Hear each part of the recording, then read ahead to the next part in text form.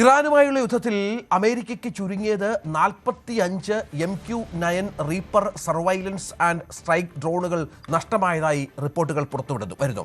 Washington പോസ്റ്റാണ് ഇത് സംബന്ധിച്ച് ഏറ്റവും പുതിയ വിവരം പുറത്തുവരുന്നത്.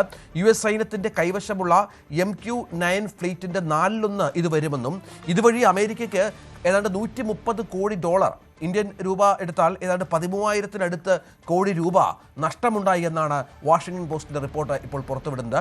ഒരു കാര്യം മനസ്സിലാക്കേണ്ടത്, ഈ ഡ്രോണുകളിൽ ഭൂരിഭാഗവും നഷ്ടമായത് ഹോർമുസ് കടലിടുക്കിന് മുകളിൽ വെച്ചാണ്, വെടിയേറ്റും മറ്റുമാണ് എന്നാണ് മനസ്സിലാക്കേണ്ടത്. ചിലതൊക്കെ പരസ്പരം നിയന്ത്രിക്കുന്നവരുടെ പ്രശ്നങ്ങൾ കൊണ്ടും എയർക്രാഫ്റ്റുകൾ തമ്മിലുള്ള ആശയവിനിമയത്തിലെ അപാകത കൊണ്ടുമൊക്കെ തകർന്നു വീണു എന്നും റിപ്പോർട്ടുണ്ട്. പക്ഷേ അമേരിക്കയെ സംബന്ധിച്ചിടത്തോളം വലിയ തോതിലുള്ള നാശനഷ്ടം ഇതുമായി ബന്ധപ്പെട്ടുണ്ടായിരിക്കുന്നു. അവരുടെ 4/1 ഇത്തരത്തിലുള്ള ഏതാണ്ട് 5 മുതൽ 6 കോടി വരെ വില വരുന്ന റഡാറുകളാണ്, ഈ ഡ്രോണുകളാണ് ഇവ എന്നുള്ളതാണ് ഏറ്റവും പ്രധാനപ്പെട്ട കാര്യം. മനു, ഇത് അമേരിക്കയെ സംബന്ധിച്ചിടത്തോളം ഭീകരമായ നഷ്ടമാണ്.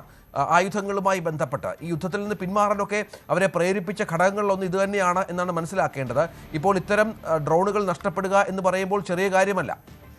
അതെ രഞ്ജിത്ത്, വാഷിംഗ്ടൺ പോസ്റ്റാണ് ഇങ്ങനെ ഒരു വിവരം പങ്കുവെക്കുന്നത്. അത് ഈ MQ ഡ്രോണുകൾ എന്ന് പറയുമ്പോൾ അത് ഏതാണ്ട് അമേരിക്കൻ സൈന്യത്തിൻ്റെ 25% വരുന്ന ഈ ഡ്രോണുകളാണ് നഷ്ടമായിരിക്കുന്നത് എന്ന് പറയുന്നു. 1.3 ബില്യൺ ഡോളറാണ് ആകെ നഷ്ടമായി കണക്കാക്കുകയും ചെയ്യുന്നത്.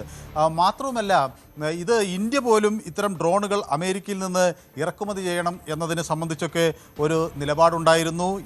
അതുപോലെ 31 MQ-9 റീപ്പർ ഡ്രോണുകൾ ഇന്ത്യയിലേക്ക് 2029 വാങ്ങാനൊക്കെ നമ്മുടെ രാജ്യം പദ്ധതിയിടുന്നൊരു ഘട്ടത്തിൽ കൂടിയാണ് ഈ സാഹചര്യം ഉരുത്തിരിയുന്നതെന്ന് ശ്രദ്ധേയമാണ്. കാരണം ഈ ഡ്രോണുകൾക്ക് വലിയ നിരീക്ഷണ ശേഷിയുണ്ട് എന്നാണ് നമ്മൾ കരുതുന്നത്. അപ്പോൾ ഇറാനുമായുള്ള യുദ്ധത്തിൽ ഏതാണ്ട് 50-45ഓളം ഡ്രോണുകൾ തകർന്നു വീണു, അല്ലെങ്കിൽ ആ ഒരു നഷ്ടം അമേരിക്കയ്ക്ക് ഉണ്ടായി എന്ന് പറയുമ്പോൾ ഇതിൻ്റെ ഒരു യുദ്ധത്തിലുള്ളൊരു ക്രിയാത്മക അല്ലെങ്കിൽ ഒരു ശേഷി എത്രയാണ് എന്നതിനെ സംബന്ധിച്ചുള്ള സംശയങ്ങൾ വരികയാണ്.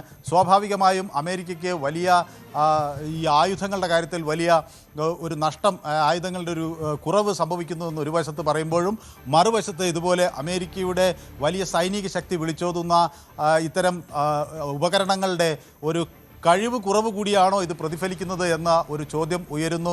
മാത്രവുമല്ല, രഞ്ജിത്ത് നേരത്തെ സൂചിപ്പിച്ച പോലെ ബ്രിക്സ് ഉച്ചകോടിയിൽ പങ്കെടുക്കാനായി ഇറാനിയൻ പ്രസിഡന്റ് ഇന്ത്യയിലേക്ക് സെപ്റ്റംബർ 12-13 തീയതികളിൽ വരും എന്നാണ് നമ്മൾ പ്രതീക്ഷിക്കുന്നത്.